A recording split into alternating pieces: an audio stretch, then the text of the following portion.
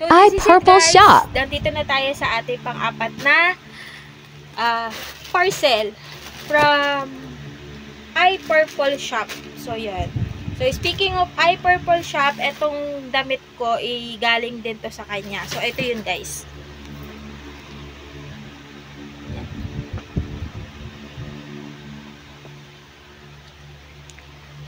So, lahat ng mga pang-office ko, guys, more on free love. Then, pang third time ko na to sa kanya. Kung hindi ako nagkakamali. So, lahat ng mga sinasabi kong shop, guys, ilalagay ko sa baba or nakatag sila para mabisita nyo yung kanilang mga page. And, para pag nag-live sila, makita nyo kung ano pa yung mga iba nila binibenta. So, iPurple Shop. So, kay iPurple Shop. Mga recommended shop ko to, guys. If ever na meron akong shop na hindi gusto, i-open ko rin dito. I-mention ko rin dito para kung sakaling ma-encounter nyo, at least may idea na kayo about doon. So, eto. Ganda siya, guys. So, kulay-kulay.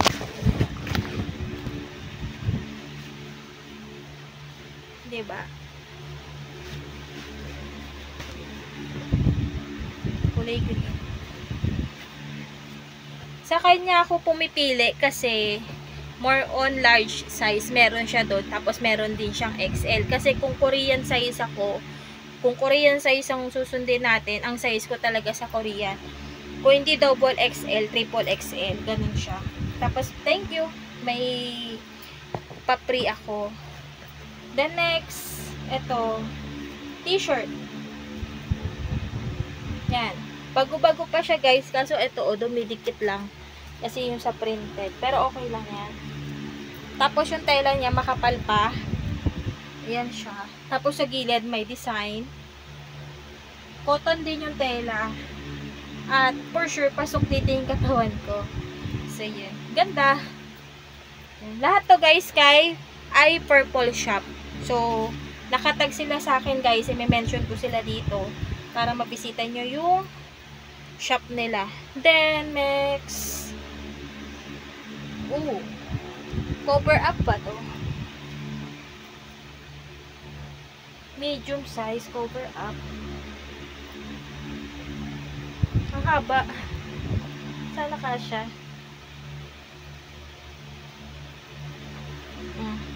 Ay, sayang. Sana nasuot ko to kanina.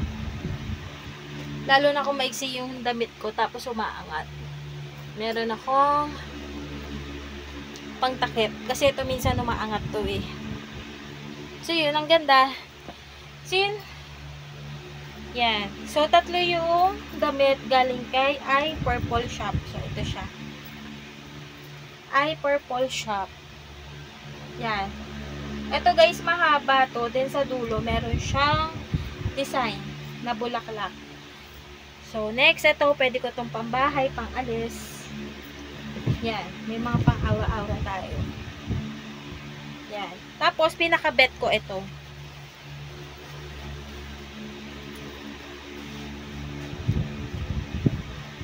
Diba?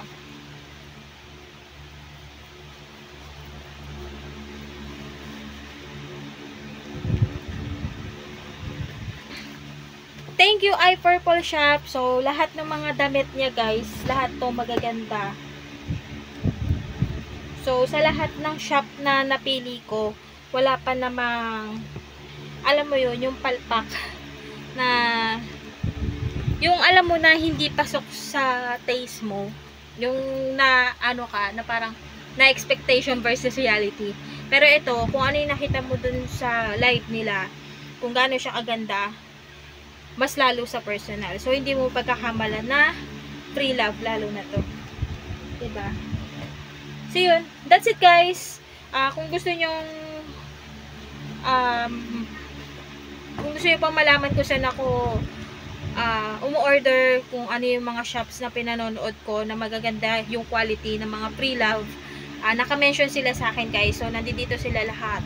Lahat ng to, i-mention ko yung mga damit, diba, kung saan ko siya nakuha. Then ito, Kasama to. Naguluhan na ako. Hindi ko alam kung kasama to. Yan, pwede mo pang bahay. Diba? Kasi dami nung binuksan ko, nalito na ako. So, ito. Thank you, iFolker Shop.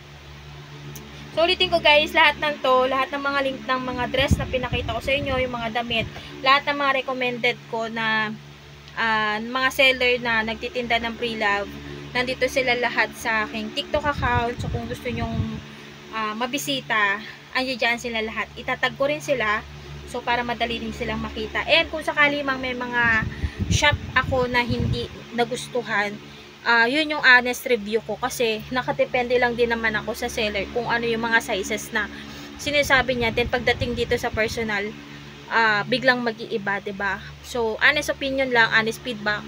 So yan, lahat sa ngayon guys, lahat ng mga pinakita ko from haul 1 up to 4, meron pa tayong last sa next video na to.